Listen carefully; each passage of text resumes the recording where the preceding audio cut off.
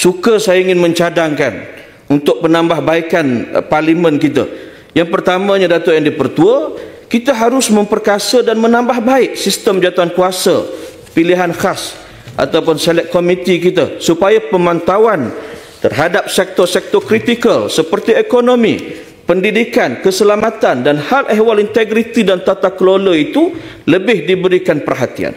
Dan kita juga berharap supaya cadangan-cadangan yang diberikan oleh jawatan kuasa pilihan khas itu mesti dipandang serius dan tidak sekadar diambil perhatian sekilas pandang semata-mata. Bagi memastikan perbahasan di parlimen lebih konstruktif dan berasaskan fakta yang tepat, jitu dan terkini, saya mencadangkan supaya para pegawai penyelidik di parlimen dapat ditambah. Sekarang ini saya difahamkan hanya 15 orang. 15 orang nak jaga 70 campur dengan 222 ahli Dewan Rakyat.